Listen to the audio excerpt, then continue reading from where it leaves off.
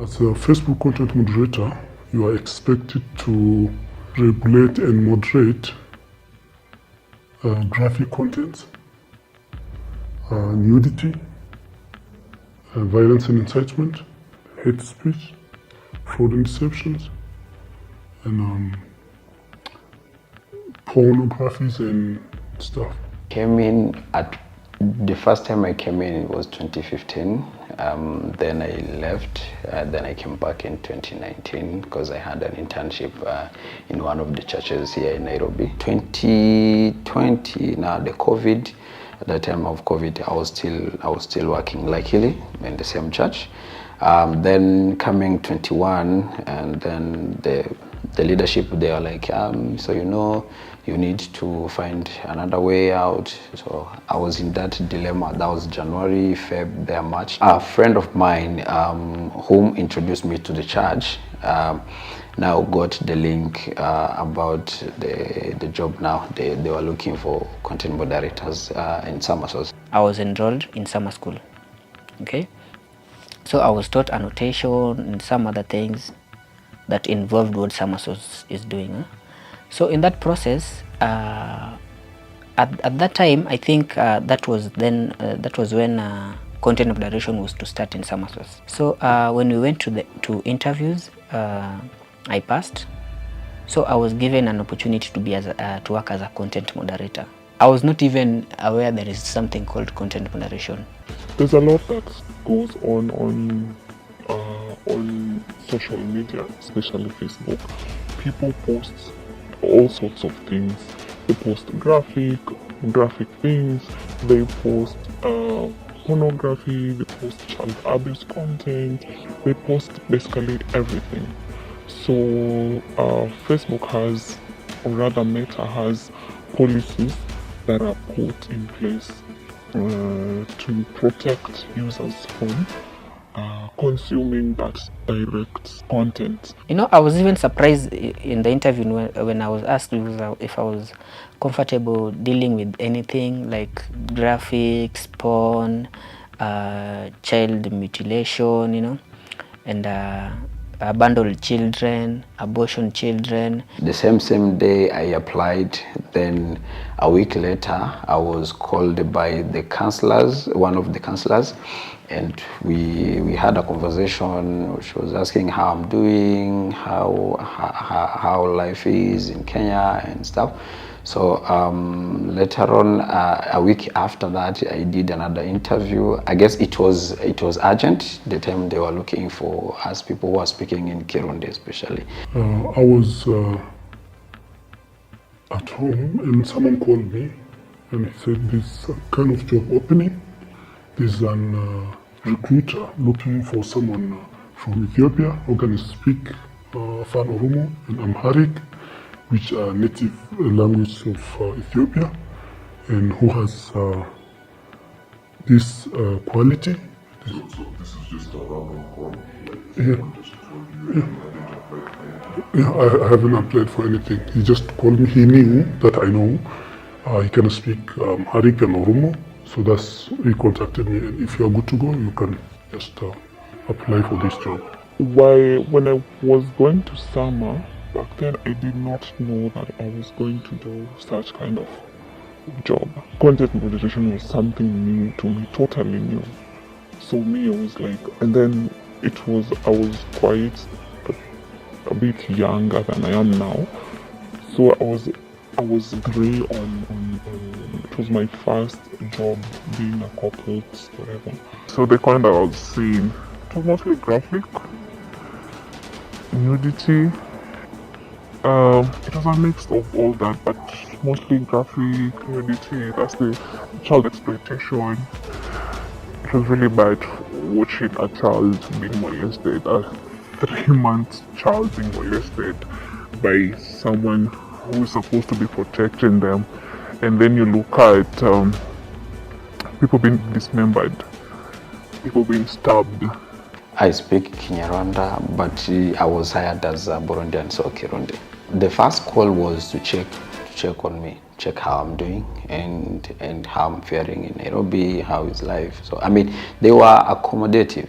people at first. After that, we went through another interview where we were shown some pictures. Should I call them graphics?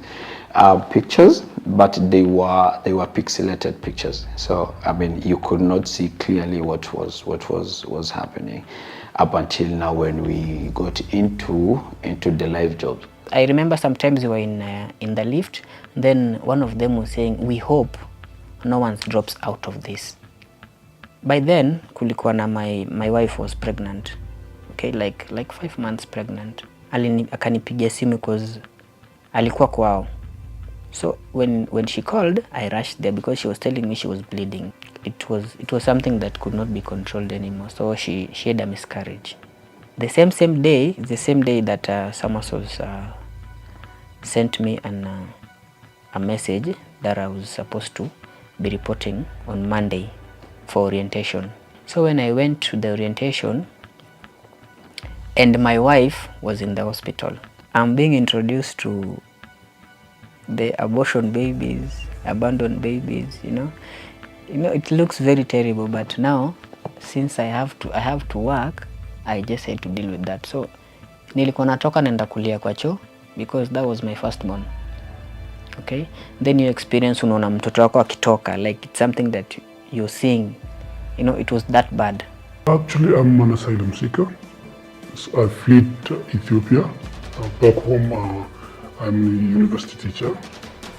So on some incidences, the government didn't like me, then they threatened to assassinate me, then I have to flee, then apply for an asylum seeker, then hide here and there to survive, even here in Kenya. So in this kind of situation, this could happen, and it was a miracle for me. Like at the moment, I don't know no one.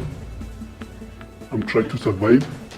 Don't know how to communicate, even in like greetings. So it was at the time of me desperately looking for something to grab, and this could happen.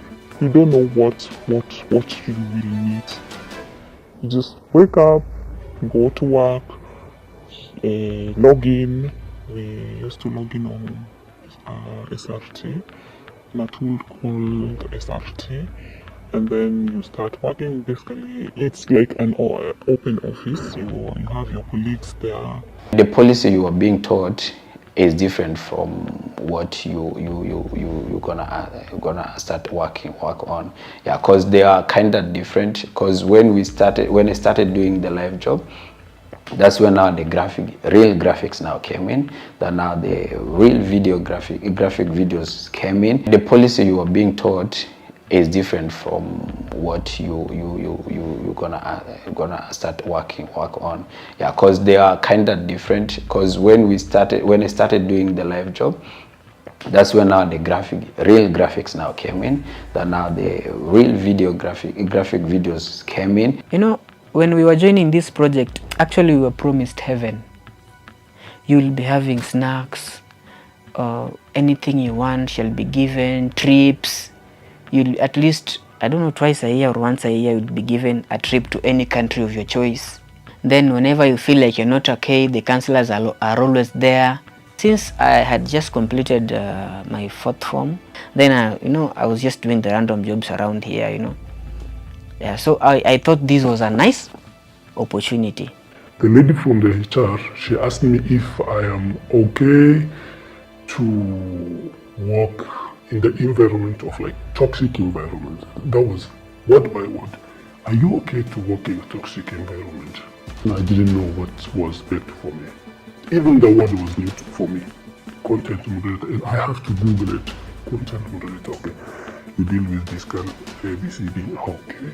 Before signing, I was told I'm going to sign an NDA, non-disclosure agreement, not to tell anyone that I'm content moderator. So you just go by the name, translator. Tell even your kids or your wife or your family that you are doing translation, not a content moderation. Meta has a system that picks the graphics, the violent graphics. So then they aside that the ones that people report. So because we used to work on both. The ones are picked by the system, built by the Meta, and then there's others that were reported by other people. When we were in training, we used to be told, you guys, you are the ones who are holding the community in your hands. You are the ones who are supposed to protect this community. So now, when you are told you are the one who is carrying this community, you feel encouraged. You feel as if you are the hero. You are the leader. You have a good role to play in the society. The first month we started doing the job.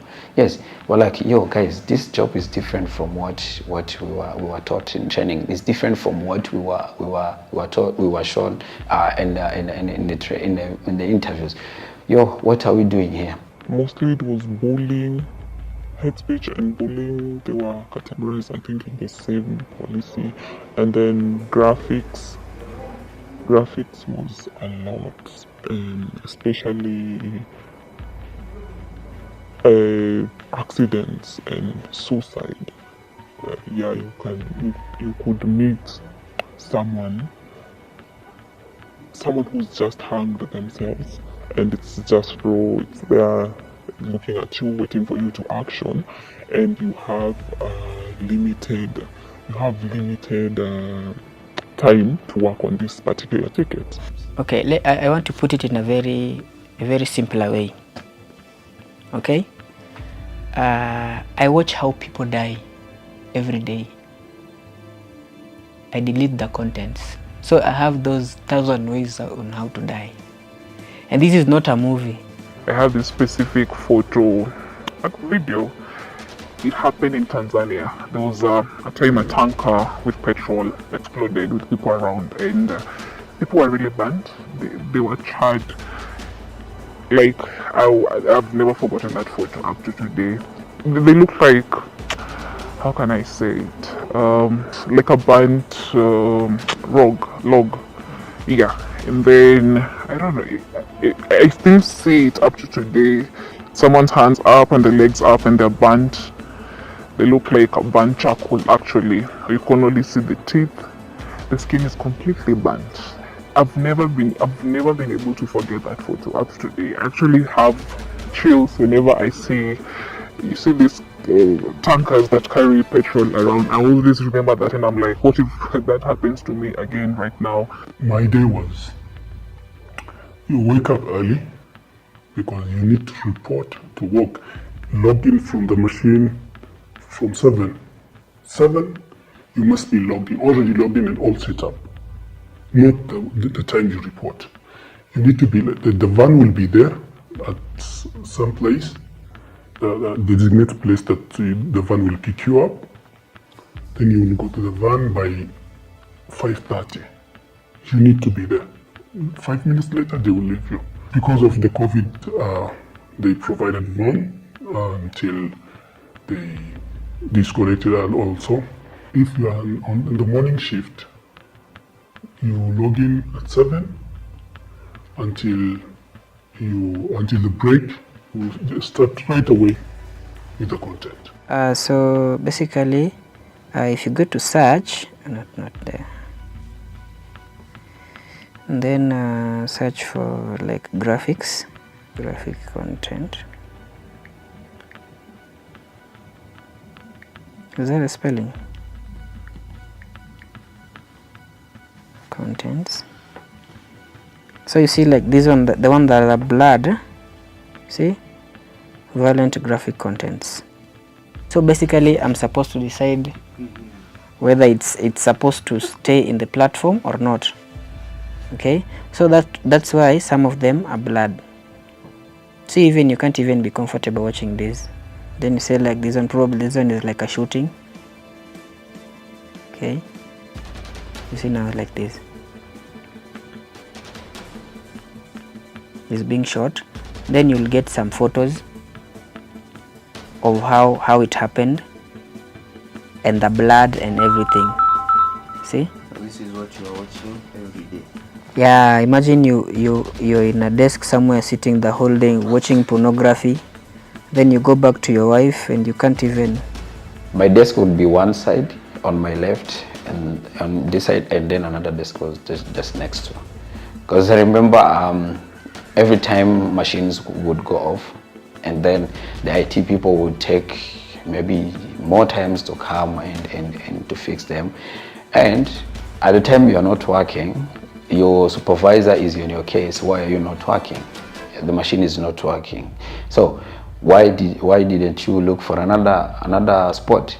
And I'm like, yo boss, we were given name tags because every desk has a name. So you are not supposed to move to another desk, because there was another rule that you are not supposed to move from your desk to someone's desk. So you had to stick to your desk. The place was very loud, very noisy, because there was, number one, there was music, very loud music inside the office. Very loud music. We had speakers like all over the world. The music, there was a mixer, and then this mixer was controlled by the supervisors. So you are not allowed to choose which song to play. You are not allowed to even get closer to the mixer. So it was the supervisors doing that. Me, what used to make me so uncomfortable, unapata hizo za watoi. You know, I have a kid. Unaona. So how people mistreat kids, it really got into me. I had a problem with my wife taking a housemaid, because I wouldn't trust anyone with my kid. We had to fight. She even lost her job because of that, because I couldn't trust anyone with my kid. For me, there was this particular thing that used to really affect me. All of them affected me, but they had levels to them, you understand? So mostly it was child abuse. You could see someone raping a child, and as someone who has kids, I used to feel that like it used to affect me so bad. Until now, I don't even trust anyone around my kids, not even their dad. After maybe two months of me starting the job, it happened. There was war going on in Ethiopia, and I happened to see a live ticket. The live ticket means that we call it tickets. The job that comes, they come as a ticket one by one. Then you action the first one, it goes. Then the second will come, it will load. So the first ticket I received was a live ticket. The guy was recording live while beheading. So it's me from our market, the team. It was me the one who saw the ticket first. And my reaction was, I stood up. Because like you seeing a human being being slaughtered, and it's live. So what I did was, there's my colleague called Kenan. He was next to me. I called him, Kenan, come on please, like action this ticket, because he was my senior. I don't even know how to like do anything, and I was shaking and I didn't know anything. So I just called Kenan to action the ticket for me so that he can go. So Kenan came. He was already affected, and he's seen millions of tickets like that. And he just told me, come, let's see. I couldn't. I started crying. Then there was a team leader in front of me, and I told her, I need 20 minutes to go out of the production and, cool down. And she told me, no. She was saying that I'm crying. I'm broken down by what I've seen, and she was, whatever, just sit down and walk. The worst part is not seeing, more than seeing, you have to watch and listen through headset what they have to say while doing whatever they are doing. That's how it works. It was, the video I saw was it was happening in Ethiopia, so I can understand every single word they have to say. The worst. And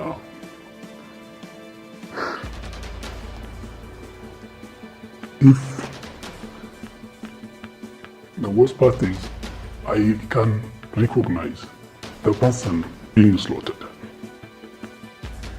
I don't know if you are seeing my hands are shaking. I'm trying to fight my emotions. You can never unsay that. And it's not just one day, it's repeatedly. Day in, day out, 1 year, 2 years, 3 years, 4 years, watching the same thing. It has really taken a toll on me. My supervisor did not have any clue on what we were doing.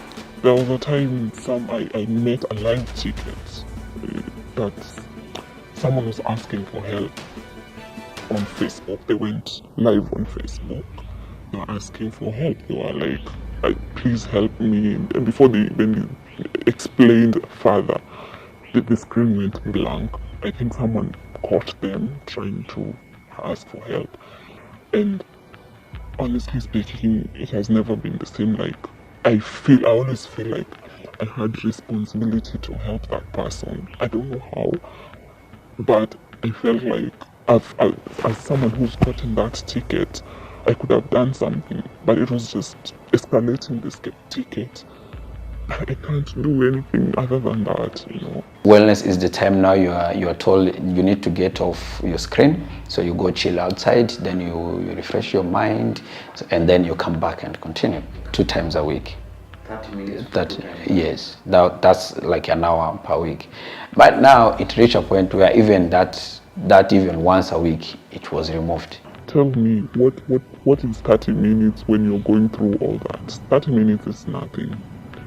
And if the counselor would even tell you like time is up, you can be ranting and ranting and ranting, but then they will tell you time is up, you need to be going back. And even if they don't tell you direct, they would be like, you know, like to alert you that your time is up.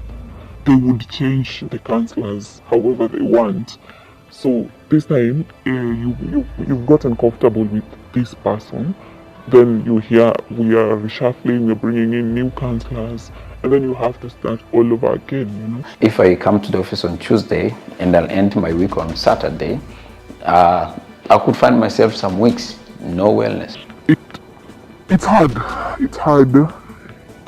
There's no coming back from that. Once you've already crossed that line, you can never go back to who you are before joining content moderation. You become numb at times because you don't know how to react anymore, because you keep seeing these things. At some point you feel like you're frozen. You mentally frozen. I saw that repetitively. The counselors are not going to help me. Then I started looking for another way out, which is at the time, the head of the counselors was Suzanka Hema. I went to her office and I told her, I know I'm not me anymore. The guy whom I used to be before joining Samasos, and me now, there's something wrong with me. I know it because I don't get angry easily. Even if you hit me, I will give you reasons. That was me before summer. Now I'm getting angry and irritated and triggered. To some extent, I became like someone who is no longer thinking hard.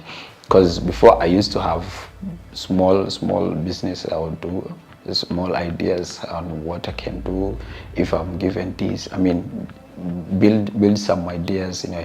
But now with this job, I reach a point like, well, I'll die tomorrow.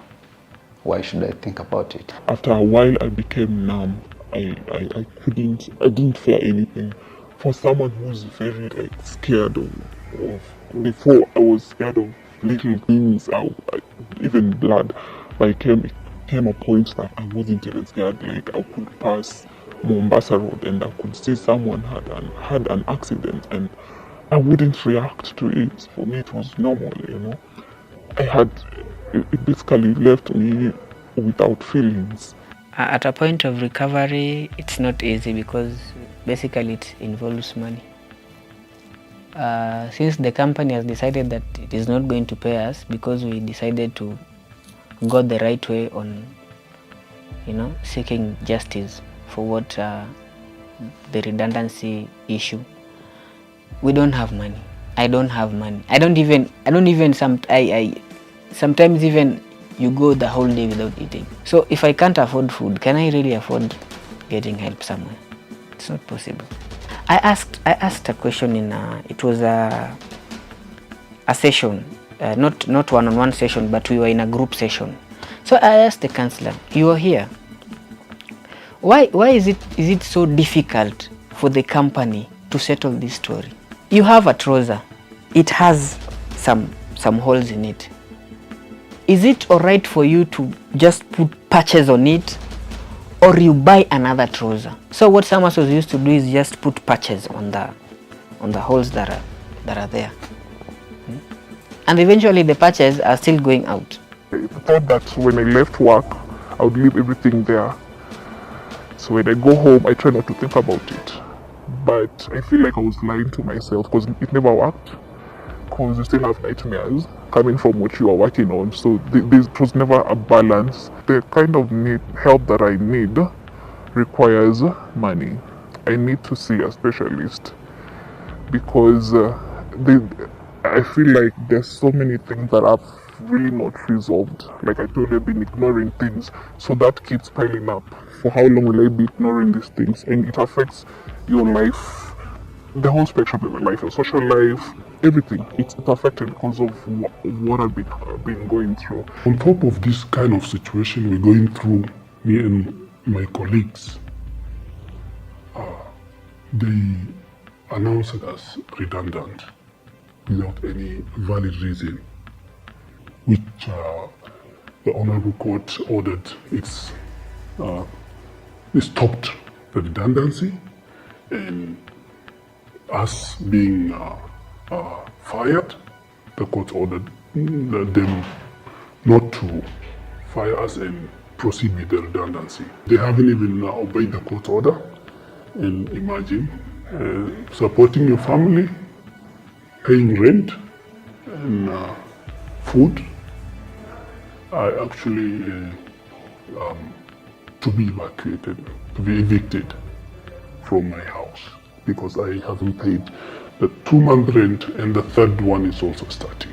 And I have to suffer the consequence of being homeless and not providing for my son and my family. If people join unions, at least they have a voice, because these things you cannot fight them alone. These 10 companies they are very big. You can't fight them. You see, like right now, I've not been paid for the past 3 months. How am I supposed to survive? And they don't even care. Take an example of someone who's not a resident, like he's not a Kenyan citizen. He came here because of work. He's not been paid. He has a kid. Okay? He's supposed to be supporting his family home. How I wish, how I pray that this court could be over, so that some of us can go back to our country to reestablish again and start again life, because it's not easy. It's not easy being in a foreign land, no job. You don't know. I've been 3 months now, no pay, no salary. So now you're trying to figure out how you're gonna pay rent, how you're gonna get food, how you're gonna survive in this country. And it's a tough city. Let's not forget about that. We are surviving on hope. Most of us, the content moderators, including me, we are surviving on hope. But our legal representation is like, she's very strong. Mercy, wherever you are, may God bless you. Like, she's very strong and she knows what she's doing. As much as these people are trying to drag the case, but this case is being given the right attention. A content moderator is also human. We have feelings, we have family.